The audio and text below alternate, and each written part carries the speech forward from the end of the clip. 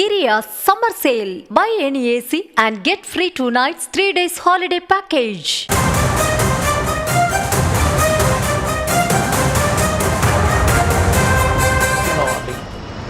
அவரும் அதை ஏற்றுக்கொண்டு சுயேட்சை நின்னாங்க. அவருக்கே நம்ம கேம்பெயினிங் அப்படிங்கிறது அரை மணி நேரம் தான் போக முடியும். அண்ணன் டிடிவி தினகரன் அவர்களுக்கும் அன்னைக்கு போட்டியாளராக இருந்தாங்க, ஒரு பெரிய தலைவர், அவங்களுக்கும் நம்ம ஒரு மணி நேரம் தான் போனோம். அன்னைக்கு ஒரு பெரிய மனக்குறை எனக்கு இருந்துச்சு. எத்தனையோ பாரதிய ஜனதா கட்சியினுடைய வேட்பாளர்களுக்கு என்னால் பிரச்சாரம் செய்ய முடியவில்லை. தாமரை 23 இடத்துல இருந்தாங்க. நிறைய பேர்த்த நாம ரெக்வஸ்ட் பண்ணி நிற்க வச்சோம்.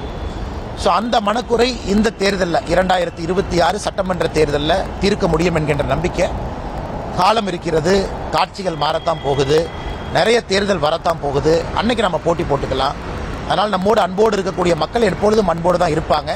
ஆனால் இந்த தேர்தல் நம்ம சண்டை என்பது தமிழ்நாடு முழுவதும் போகணும். திராவிட முன்னேற்ற கழகத்தினுடைய தவறுகள் எடுத்து சொல்லணும், அதற்கு வலிமையாக நம்ம பேசணும். அது இன்னைக்கு என்னுடைய பொறுப்பாக பார்க்கின்றேன்.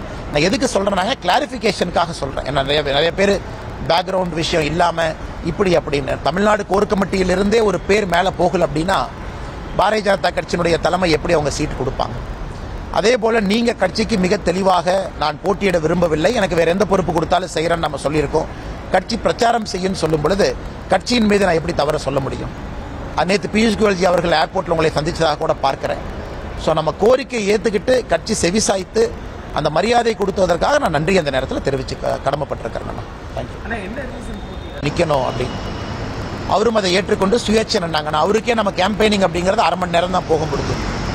அண்ணன் டிடிவி தினகரன் அவர்களுக்கும் அன்னைக்கு போட்டியாளராக இருந்தாங்க, ஒரு பெரிய தலைவர், அவங்களுக்கும் நம்ம ஒரு மணி நேரம் தான் போனோம்.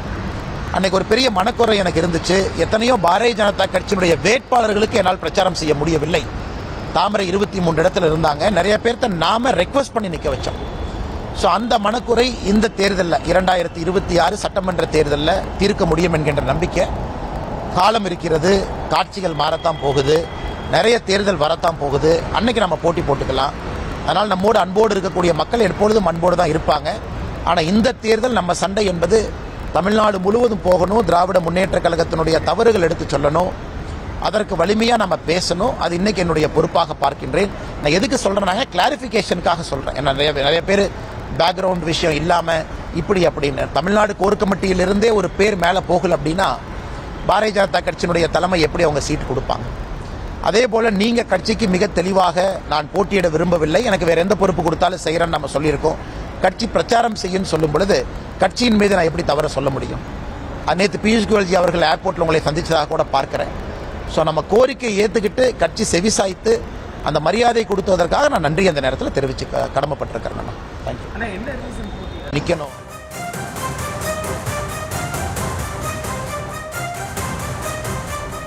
தமிழக பாஜக தனது பெயரை வேட்பாளராக அறிவிக்கவில்லை. அப்படி இருக்கும்போது தேசிய தலைமை எப்படி அறிவிக்கும் என அண்ணாமலை பேசியிருக்கிறார். மேலும் தேர்தலில் போட்டியிட மாட்டேன் என ஏற்கனவே கட்சித் தலைமையிடம் கூறியிருந்ததாகவும், பாஜக வேட்பாளர்களுக்கும் கூட்டணி கட்சி வேட்பாளர்களுக்கும் தொடர்ந்து இந்த தேர்தலில் பிரச்சாரம் செய்ய இருப்பதாகவும் அவர் பேசியிருந்தார். அந்த காட்சிகளை பார்த்தோம்.